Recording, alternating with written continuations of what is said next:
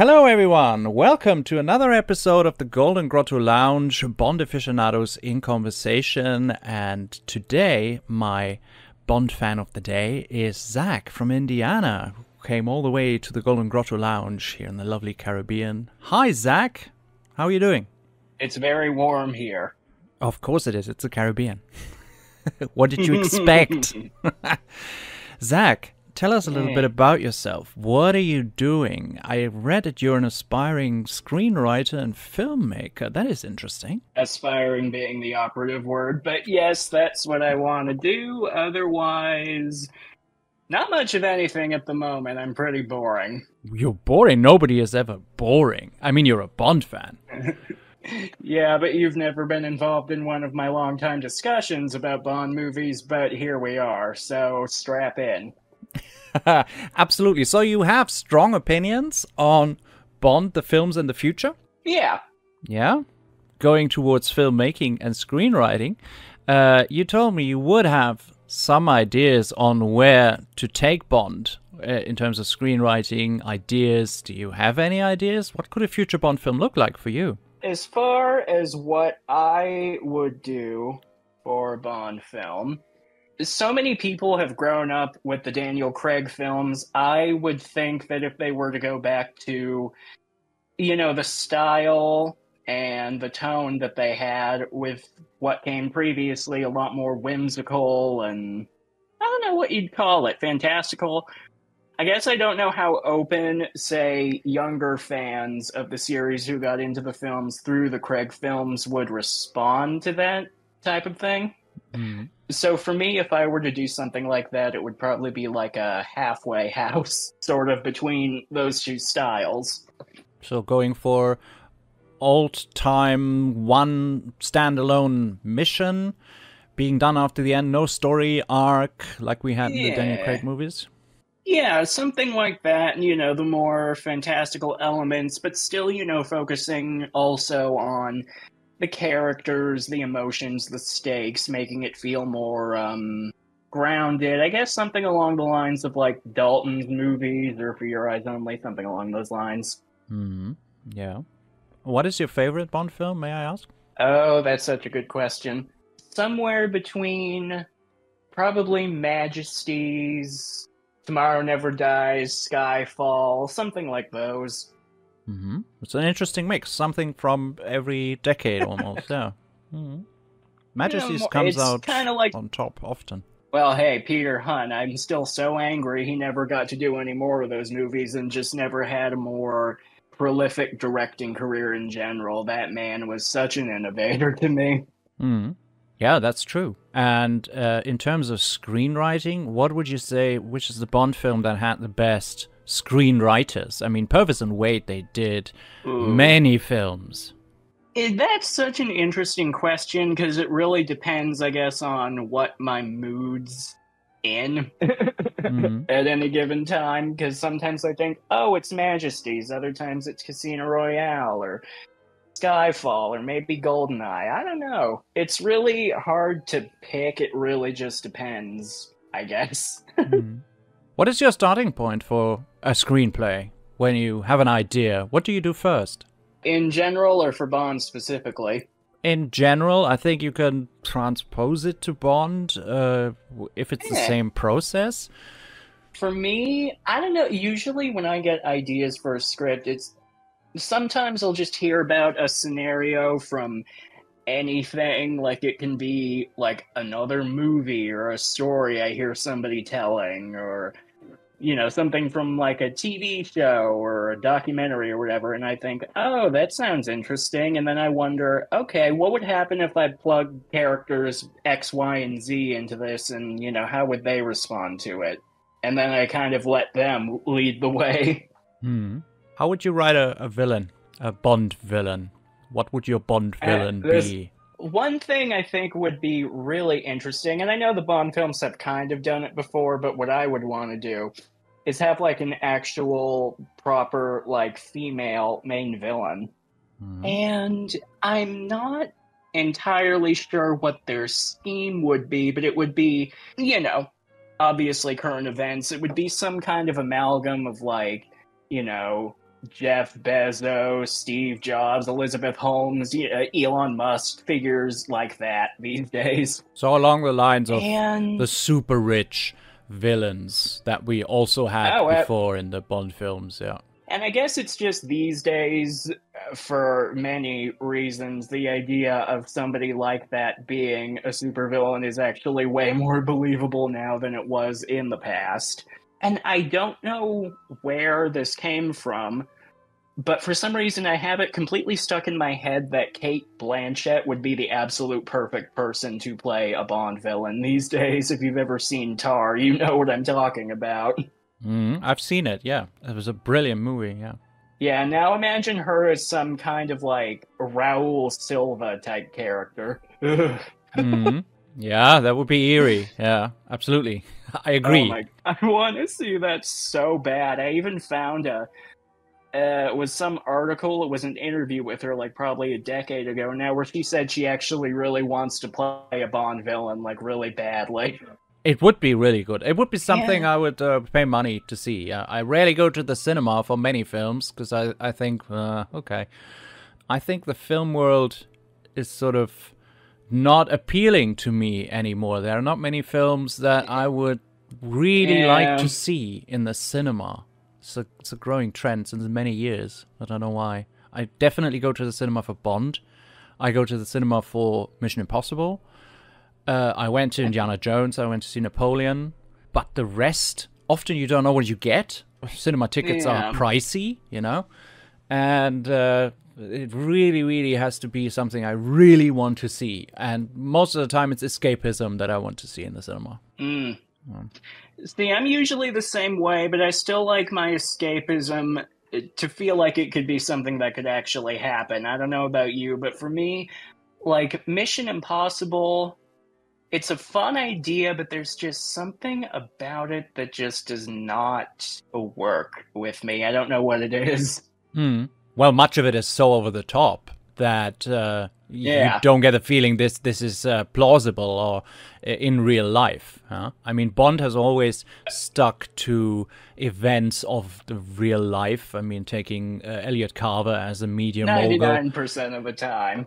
Yeah, absolutely. So, what would you say is a scenario feasible for a Bond film today in terms of what could a villain use to take power or threaten the world or individual countries? What is there today? Oh, it could be a lot of things. I mean, Elliot Carver, media manipulation, engineering a bioweapon, some type of black market, something or other. I bet $100 that AI is probably going to figure into the next Bond plot at some point. AI has become rather, I don't want to use the word scary, because for me it's helpful in many ways if you know how to use it. But with this Yeah. new video AI coming up, Sora, I think it's called, that Oh, was absolutely. was rather scary. In a way, yes, it is, but I don't know. To me, as somebody who really wants to make movies badly but is lacking in resources or money, it could also be an incredibly beautiful tool in that regard, Absolutely. Could it replace at actors? least for accomplishing certain things. Probably not, at least not yet, anyway. Oh, let's hope not, but who knows? But Yeah. yeah, one scenario that I think could be something interesting for a Bond villain scheme. I don't know necessarily what would come into it, but this is something that personally like frightens me a lot with AI, is that, it could be used by what have you, governments, political figures, or even just some jerk out there in the world who wants to see the world burn. Use it to create misinfo, cause paranoia, wreak havoc for insert reason here, pretty much. Mm. And I don't know, I could certainly see a Bond villain type character doing something like that for their own means. I'm not necessarily sure what those would be, but I think it would definitely be something that could probably work out as a scheme in some form.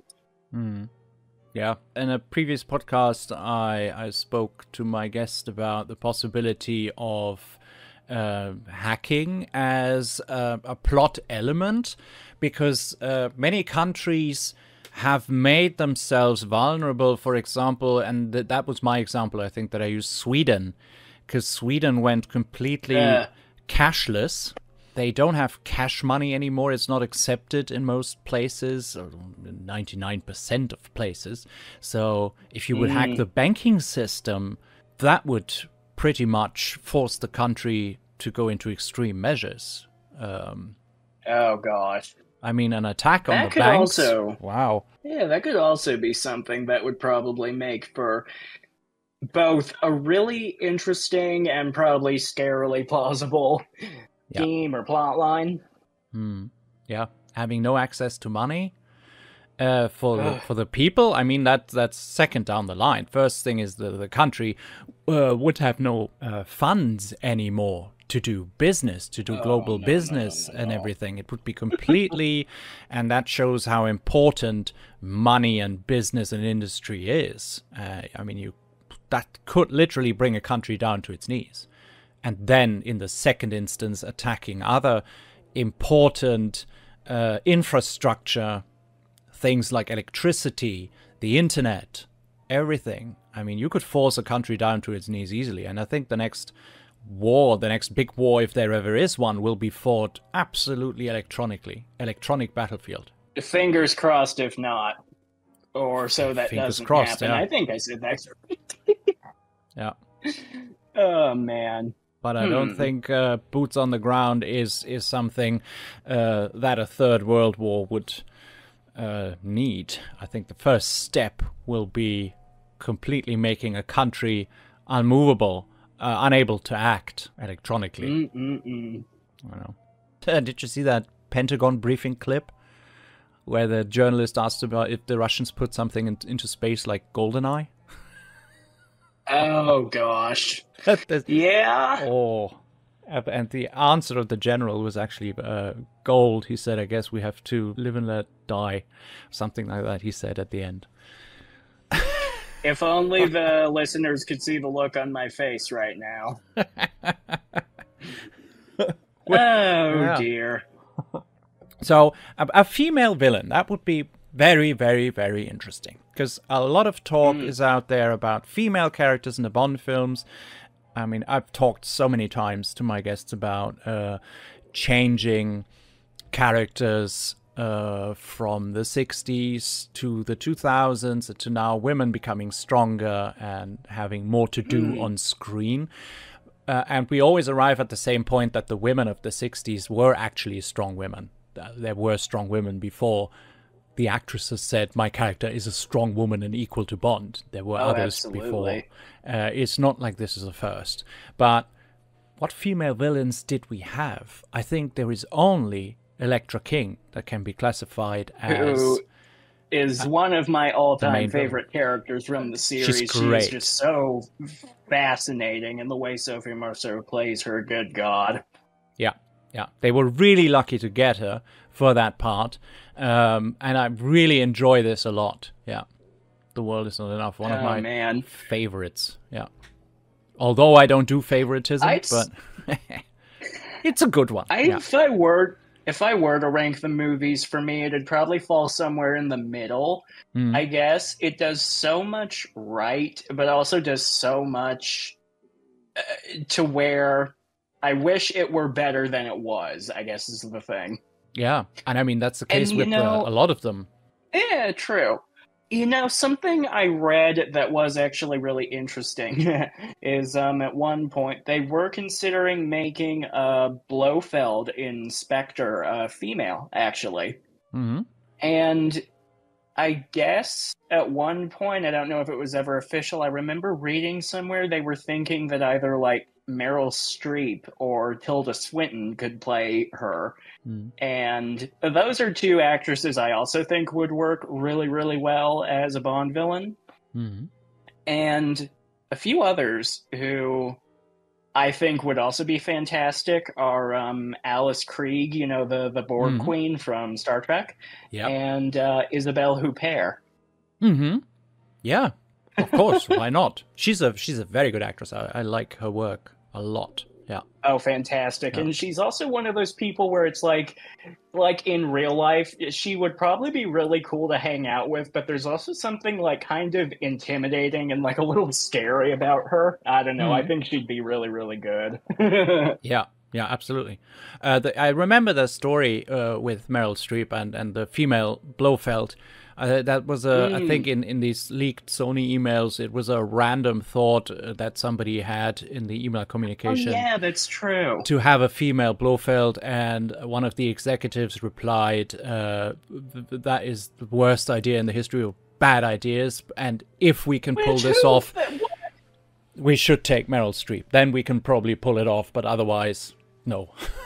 So Meryl Streep's name was just thrown in there as the only possible option for somebody to pull off playing Blofeld. Which, if you've ever seen her in the remake of The Manchurian Candidate, I think she could have pulled it off.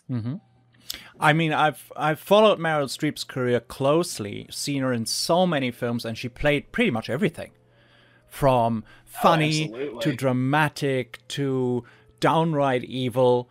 I mean, also, Absolutely. I mean, aside from being a comedy, but The Devil Wears Prada, I mean, Oh, absolutely. she was fierce in that, and she has such a I've range. had bosses like that before. Really? No, thank you. Oh God. Well, not I'm exactly sorry to hear that that. terrible, but eh. But they are around, so villains are among yeah. us. I mean, for a screenwriter, I mean, screenwriters take their ideas from what they see in daily life, don't they? Mm-hmm. Partly, I would. Yeah. I mean, I've written nothing in my life. No, I've written a book in 2007, which is self-published, but it's horrible. But it has a female protagonist, so that was Oh, okay. at that point very important to me. It is an insurance agent, and it has a Bond connection, actually, because it is about a jewelry theft, where the Russian Museum of Art gives a London museum, I think I don't remember what museum it was, the star of the Romanovs, including together with the whole jewelry collection of the Romanov family, because the Russian museum is running out of money, so they loan out these things to other countries, and it gets stolen, of course. And the star of the Romanovs appears in Octopussy, obviously, in that little treasure thing that Orlov has, you know? And it's being looked at by General Gogol, and somebody tells him, "Oh, the star of the Romanovs, quite a good copy," or something like that. And that's where I took the idea from. So that was actually the main protagonist of my idea. And today, of course, these things are insured by multi-million-dollar insurance companies. And this one was based in Switzerland, specializing in art insurance. And the woman is called after the star of the Romanovs is stolen, and only this one. The rest is left untouched. And the story plays out in two times. First, it starts in the past. It's 1800 something London, where the same theft occurs. And then it happens again in modern times, where you have much more security. And the people connected to it pop up in different time narratives. And then there's a hunt across Europe to find this piece before the insurance has to pay.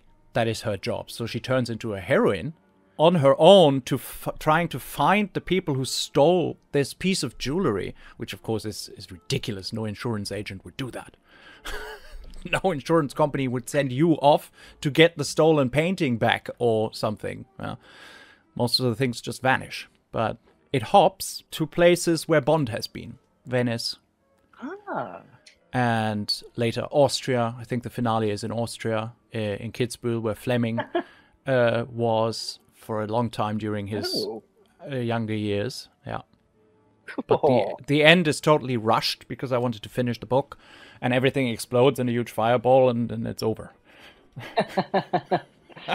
Well, honestly, that on its own, what you just described to me, that sounds really, really interesting. If I was you, I would go back to that and maybe try to rework it a little. I mean, if that were a Hmm. movie, I would watch it. That sounds really, really interesting.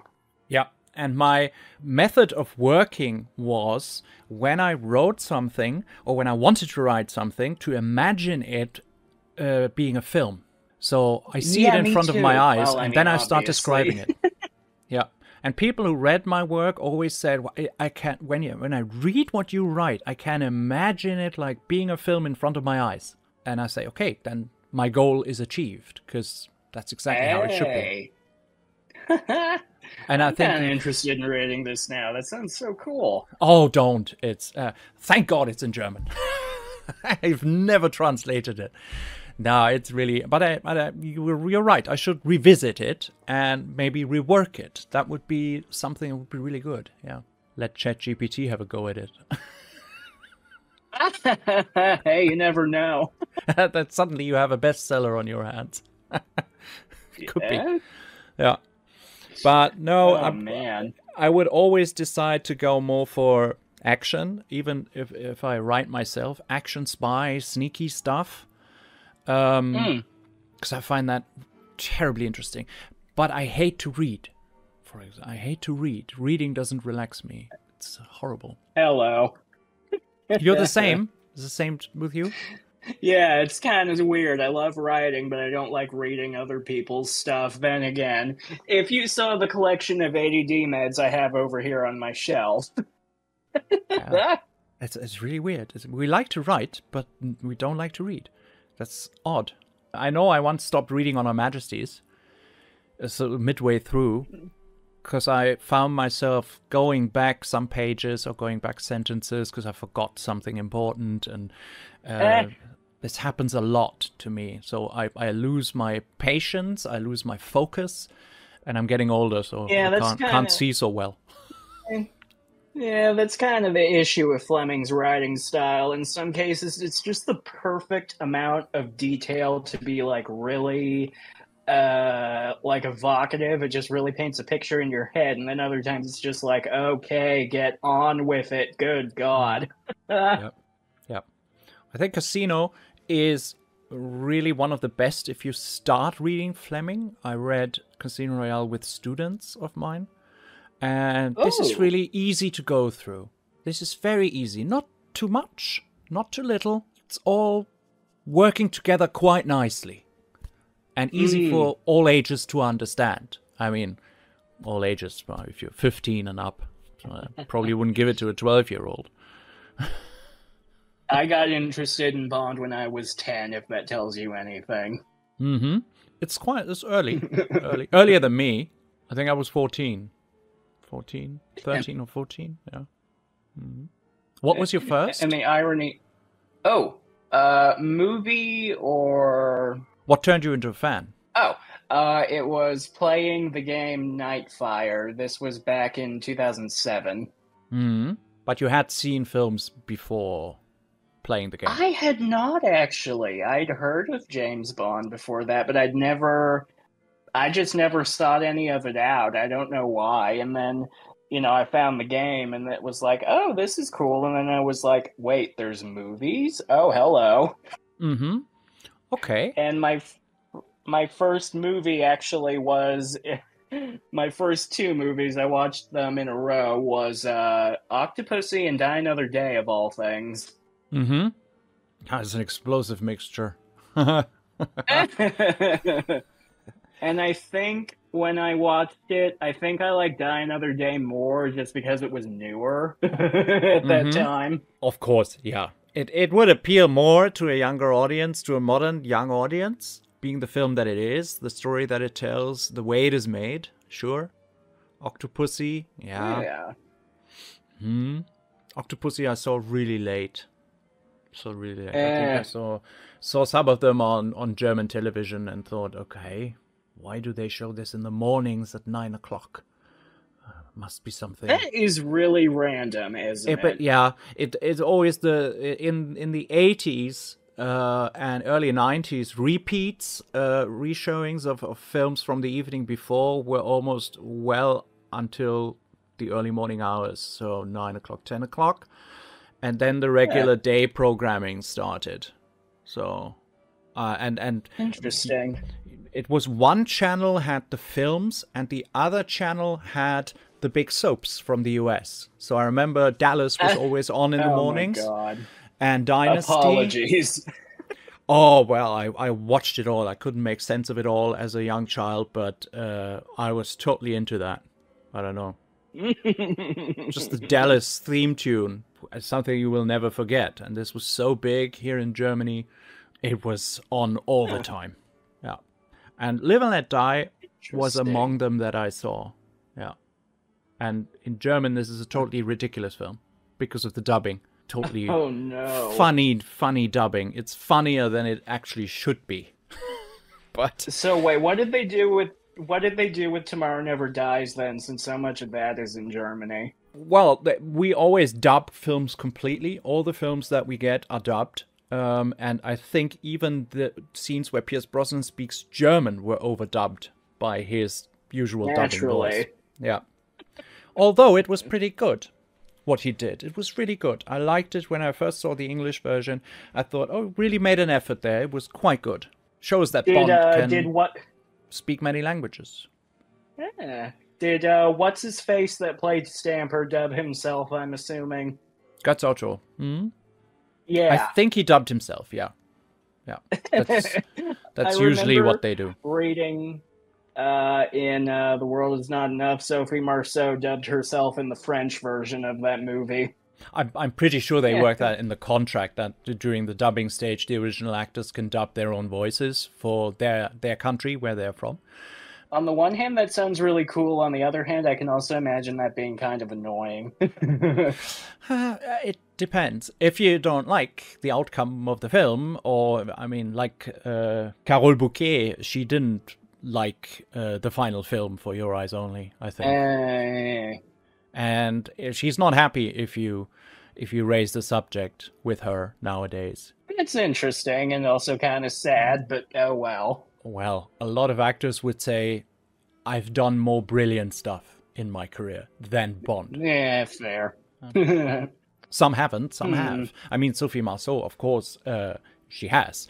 Carole Bouquet.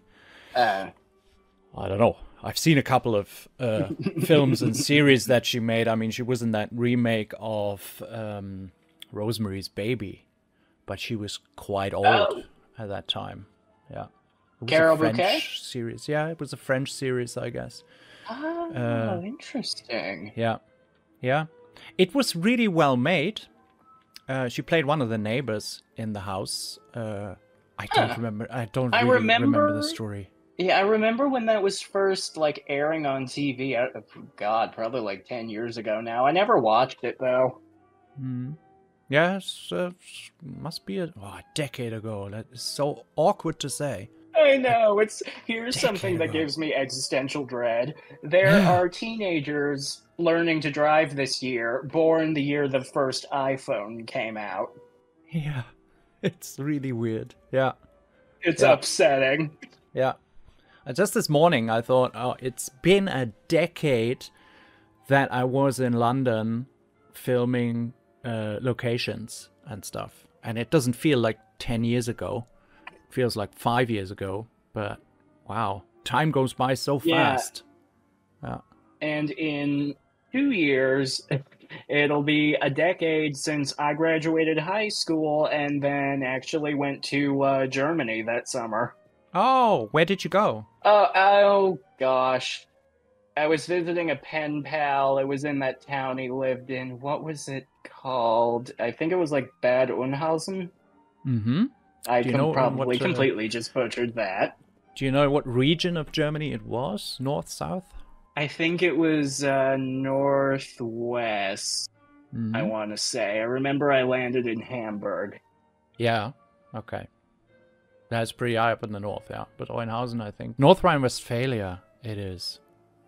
Okay. That's actually the state where I was born, so that's something. Oh, wow. Yeah. Yeah, North Rhine-Westphalia. I was born there, yeah. Small world. Yeah. I went through all of Germany.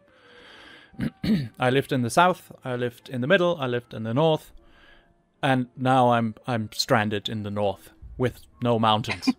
Everything's flat. Boring. Yeah, same here.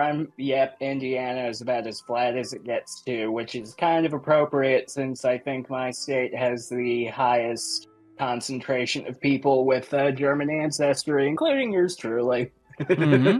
Interesting. Do you know where your ancestors are from in Germany? Nope, the records get very vague when we get back to the 1700s or thereabouts. Okay. Wow. Yeah. But yeah, that's about the settlers and everything. Yeah, of course they teach it in school here. All of that when they reach America, it's always an English class.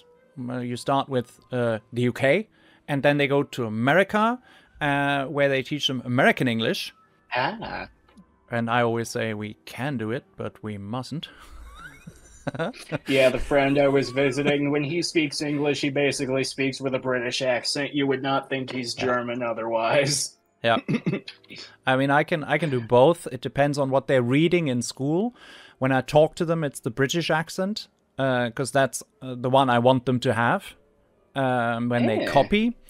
But when they read an American novel, and I know the characters in there are American, then I read them in American English. So I have one at the moment. I forgot the title again.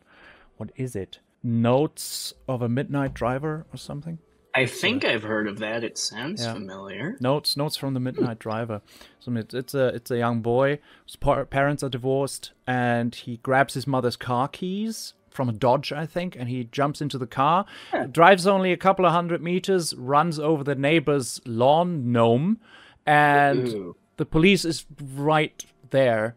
I don't know how they got there, it's not explained, but they are right there, and he vomits on the policeman's shoes, and then he gets arrested, and he gets community service, and that's where we are at the Sounds book now. about right. Yeah. Wow. Yeah. But that's man. it's really, and they always want me to read to them. I said, would you like to read for yourself, or should I read it to you? Because some will fall asleep when I read. It's of course not what I want. I mean, why do you think audiobooks are so popular these days? Absolutely. And I fall asleep. I can't do it. I really fall asleep after 10 minutes. I guess it's easier for me because I'm always listening to podcasts most of the time anyway. Yeah. Are there other Bond podcasts you listen to? There was one. They haven't done it in a really long time. It's sad. I was talking to one of the guys from it for a while. Trey Bond. It's these three Australian guys who were like watching the movies as they went along and discussing them. And one of them's like an actual filmmaker, and they'd always discuss like the filmmaking and stuff in the various films. It was really a really interesting perspective to discuss the movies from that I haven't seen a whole lot of people talk about very much until like pretty recently. I really like Really 007. I listen to them occasionally because they pull in a lot of big names and have great interviews with stars. Really 007, the podcast. It's on YouTube. Oh, I haven't heard that one. It's really, really good because they managed to get big names. Mariam Dabo was on there. Wait, I think I have heard them, yeah. Yeah.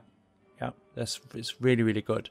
And it's video, so you can see some of the familiar faces again. That's really nice. What I wanted to focus on my podcast more is speaking to other fans, because we meet a lot during our lifetime. Whenever you run into fans, evenings get very, very long. Because you talk and talk and drink and drink and drink and drink. We haven't ordered drinks yet, but nobody comes here. What would you like to drink? What is your favorite poison, usually? Probably either a Long Island iced tea or whatever the strongest beer is one you can find. Oh, you probably got a Red Stripe here somewhere. This is not very strong, but a Long Island iced tea they can do. That's okay. We'll get you a Long Island iced tea. That's always the one that kills me, the Long Island iced tea. Ooh. I don't know why. Oh gosh, there's a beer we have over here. I don't know if you have it over there. It's an IPA. It's called Zombie Space Dust. Here, a couple of weeks ago, I drank three of them when I was out with friends. I forget exactly what the alcohol content is in them. All I know is I woke up at 5 o'clock that morning with a hangover, and I didn't feel like myself again until noon or thereabouts. Oh, yeah, it can happen. Yeah. Oh, but only from 3 beers, so the alcohol level must have been very high. Yeah, probably. We don't have it here. We have strong ones, but I'm not so much of a beer person. I'm more the wine person. But I know from one bar we Says have the here. German man. We have one bar here, and we had an evening out with friends. And one of them, he was a student of mathematics. And he drank really a lot, I remember. He drank and drank and drank. When I have one drink, he finished three. And the next morning, we compared where everybody of us ended up. Most of us ended up at home. He ended up in Paris. So he wanted to go... Yeah, exactly. That's what we said. He wanted to go on his usual train home, because he lives a couple of train minutes away. And he must have somehow jumped out of the train into another train at a major station and gone to Paris for no reason. That reminds me, we are completely off the topic now, but I want to tell this story. There was this story I heard from other people once. This happened a really long time ago. It was back in the 1800s. There was this road that got built through somebody's property, and part of the road went through what was once like a horse racing track. And, you know, this was back in the days of like a horse and buggy. And these two guys got extremely drunk on their way from one place to somewhere else. And they wound up on this road. And like I said, part of it is a racetrack. And they couldn't find the other way out. And so they spent the entire night just going around and around in circles until the sun came up and they sobered up. It's like...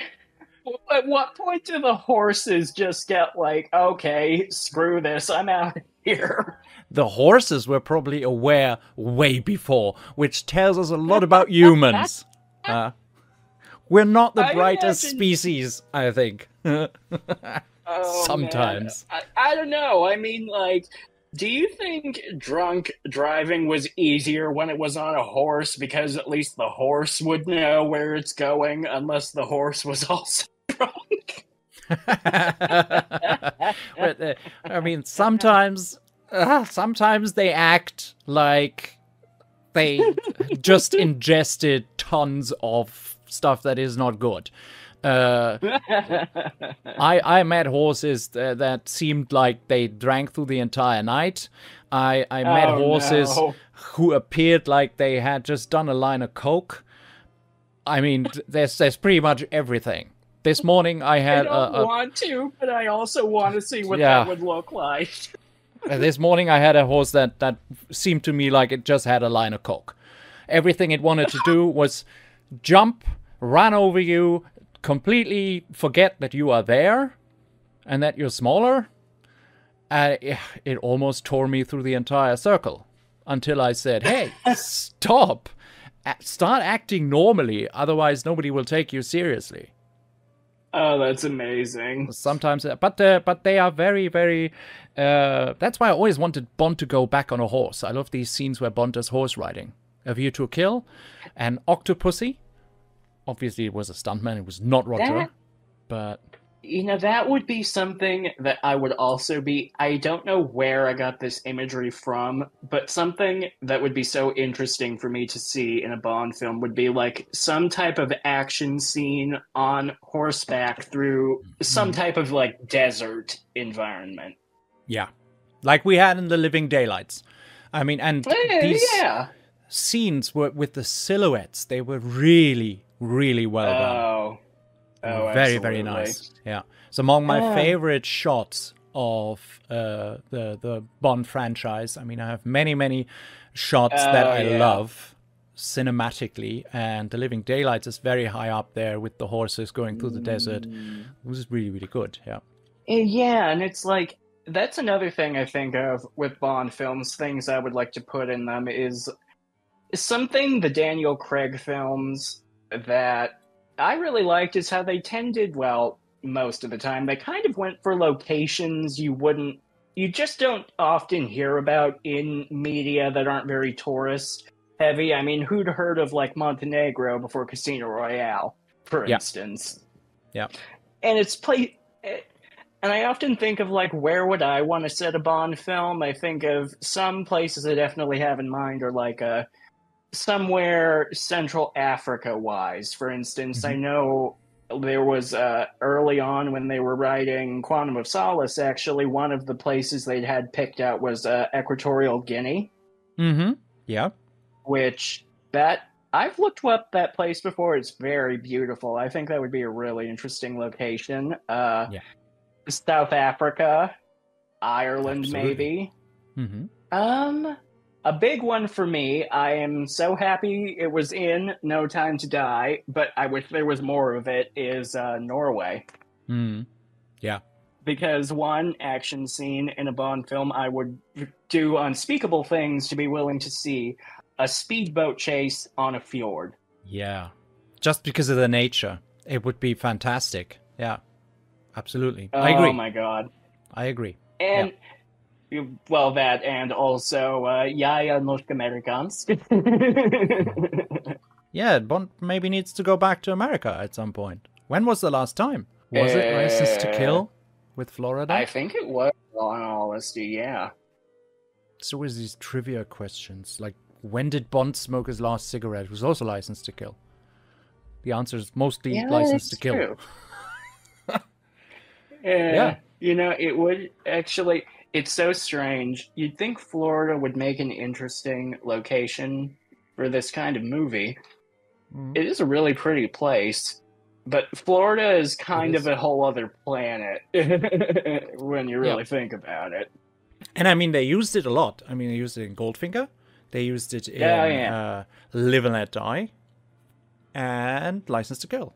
So... Yeah, but that was still kind of back when Florida was kind of the classy, trendy place to be. And I'm not saying it isn't these days, but it's more so just for like crazy things and memes and that kind of thing. Look at the trailer for the new Grand Theft Auto. Yeah, of course, yeah. But I find it really remarkable. I was watching this series, Aerial America. Do you know that? I do not, actually. Aerial America is they fly over each of the states. So each episode is one state. Oh, okay, yeah, I have seen this. And they explain the history and while showing everything from a bird's eye perspective.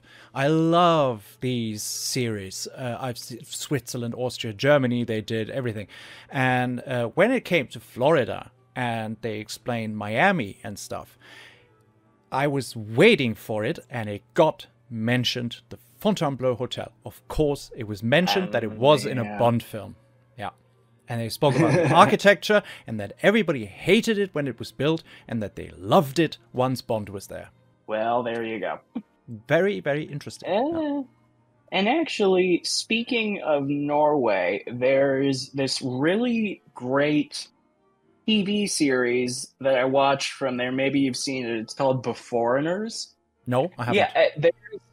Yeah, it's a really, really interesting show. It's all about like people from the past showing up in modern day and how they adapt to like modern day society. It's kind of like an allegory for immigration and stuff. Really cool show. And one of the characters on this show is played by this Finnish actress, Krista Kosonen. And I think she would make a really interesting Bond girl. Which would be really good, because a lot of foreign actresses have played parts in Bond films. So I would broaden the casting horizon to beyond the US and the UK, which I think is what they have done most of the time. But more in the 60s than today. Yeah. And there's this idea I have in my head, which came from a scrapped idea from The World Is Not Enough, actually, because I know at one point when they were writing that movie, uh, uh, Christmas Jones, at one point they intended her to be a bounty hunter, actually. Okay. Mm-hmm. And that, as a Bond girl character, I really want to see that, and I think Krista Kosonen, this actress, could probably play a character like that really, really, really, really well. Yeah, definitely. I mean, what do you think about the future of Bond? Is it, at the moment, going in the right direction? That's sort of the trick question. I don't know. I suppose it all really depends on the approach that they take, which who knows how they would handle that. I mean, these are mostly just fantasy ideas on my part. Uh, but as far as who I hope would be the next Bond, my top two choices at the moment probably Paul Mescal, Mm-hmm. or my top choice is Henry Golding, actually. Okay. Yeah. Young, relatively unused, unknown, almost. Too many, I would say. I always said they will go for an unused, relatively unknown face. Yeah. And I stick to that. And I think the first time I saw him in anything was this really weird but interesting movie back in like 2018 called A Simple Favor. It's kind of like a Gone Girl knockoff. Mhm. And he's in that. And yeah, like characters drinking martinis. It's like a big thing in this movie for whatever reason. Yeah. And yeah, he is this sort of Bond-ish character. And I don't know, the first time I saw him in it, I was just like, oh my god, he would be perfect. Yeah. This happened to me a lot of times. This happened to me with many actors. I saw in some Agatha Christie things where they period pieces where they have, of course, tuxedos and whatever. And then I thought, oh, that person would look great in a Bond film. And somehow these names are tossed around sooner or later. You think, okay. But then they make more and more and more. And then you think, now they're not so unknown anymore. They probably won't go for it. So I'm absolutely Idris sure Elba. it's Idris Elba. Yeah, of course. There's a running candidate since years and years and years and years. Yeah. But I think Henry Cavill is the same. But I'm pretty sure it won't be him. Pretty positive. And you know, everyone and their mother wants to see him as Bond in a movie directed by Christopher Nolan, and I don't know, I just cannot imagine anything more boring, personally. Because of Nolan or because of Cavill? Or both? I would say both. Like, I like Nolan's movies, but there's just something about his style of filmmaking that just leaves me a little bit cold, I guess. Not to mention Hoyt van Hoytema, who shot Spectre. He is Nolan's regular cinematographer at the moment, which means we would be having him shooting another Bond movie. Which, do we really want that? No, not really. Once is Because enough. I mean, you know, great cinematographer on other things. I to this day do not understand why they made all of Spectre yellow. No, really, that is something I never understood.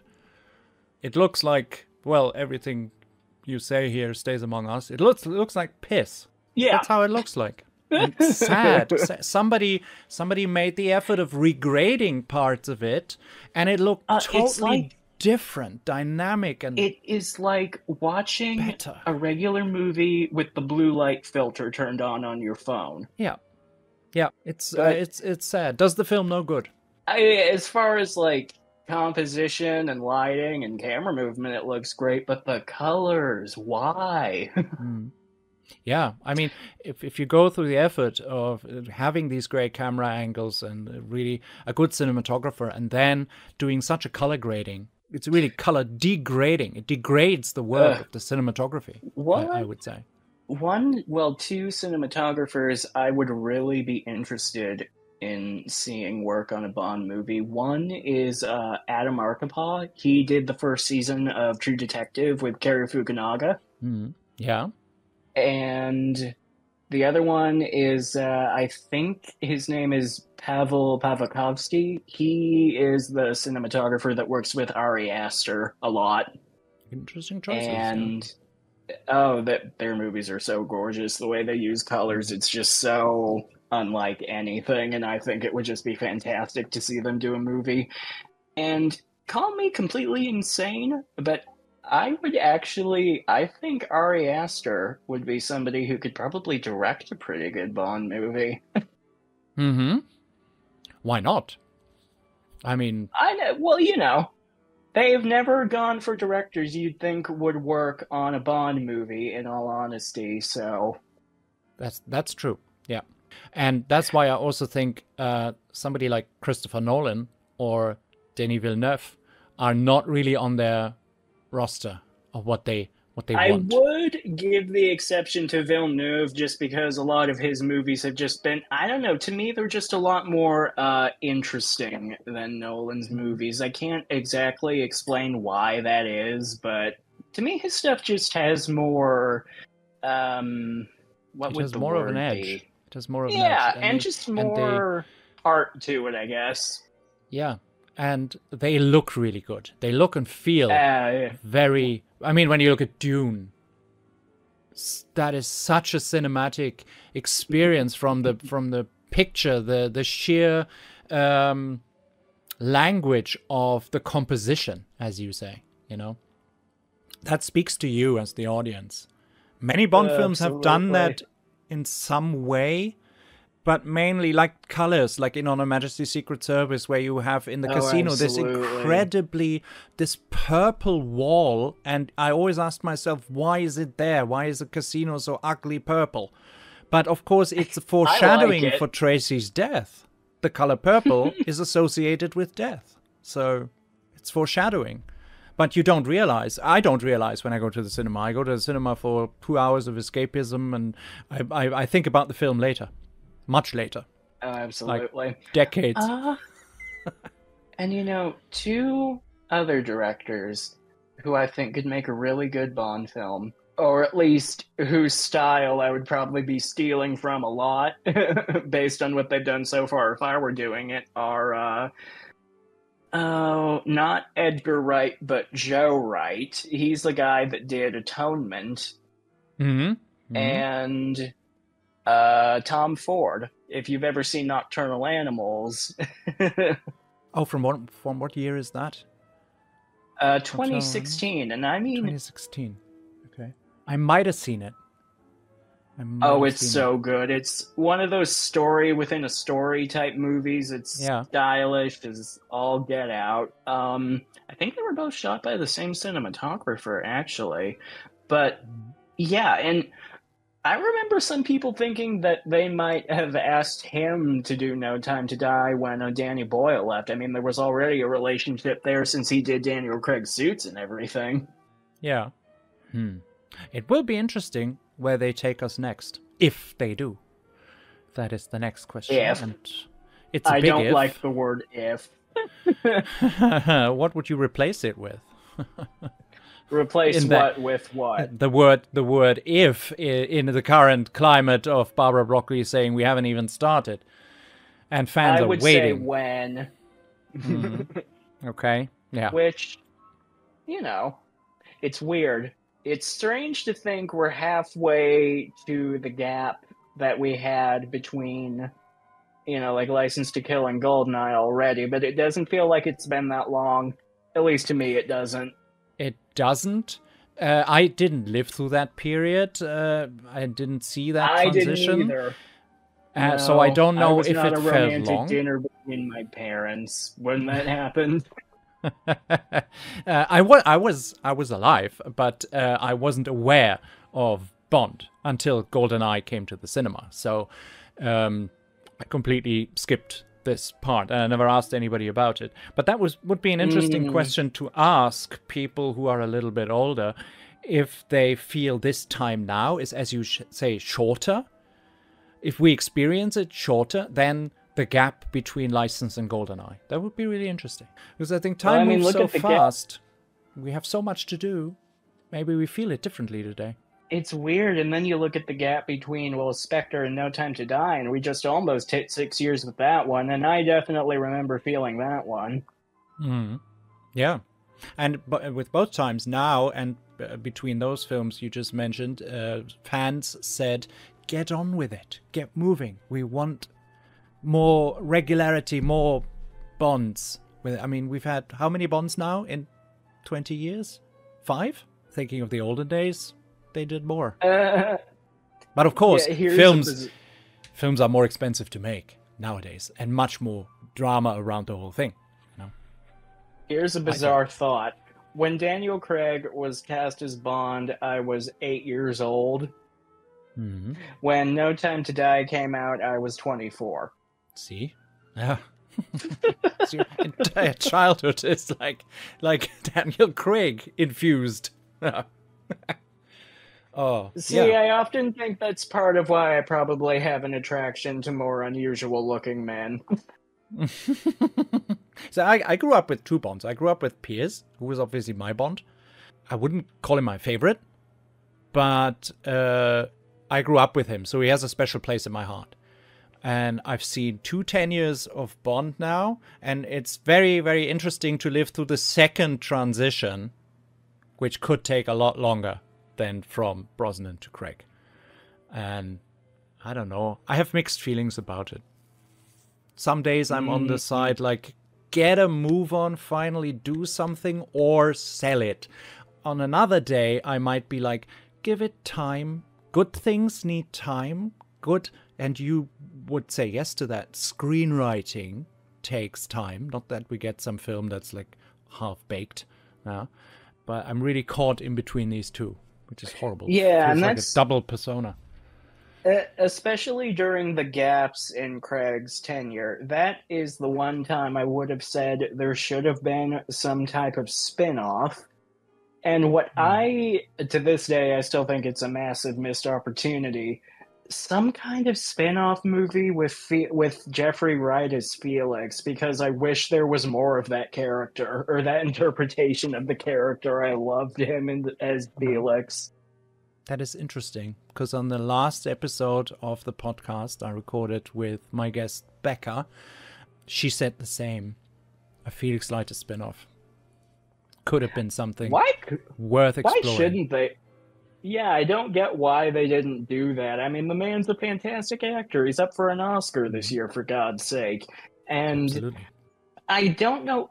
That's the thing with certain Bond movies when they're really well written, where with me, I can very easily imagine like who the characters are, like in my head, like outside of the movie, like what they do when they're not in this story.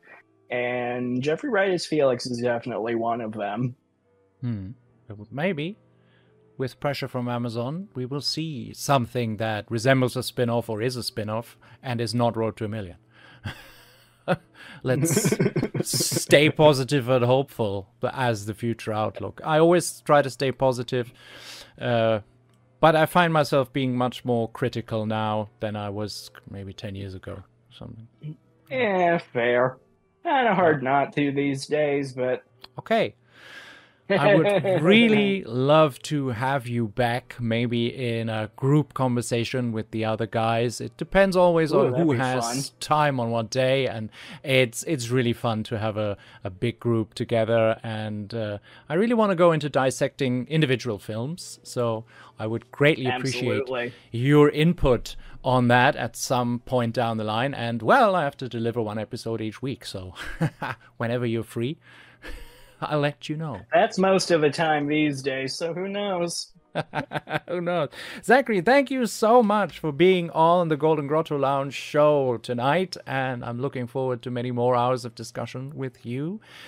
Everybody who listened today, if you have comments, if you have questions, if you want to know something from me or from Zach, of course, please write us a message under a YouTube video in the comment section or on Spotify in the Q&A. And otherwise, we say thank you, and we're back next week. Zachary, thank you. Thank you, too.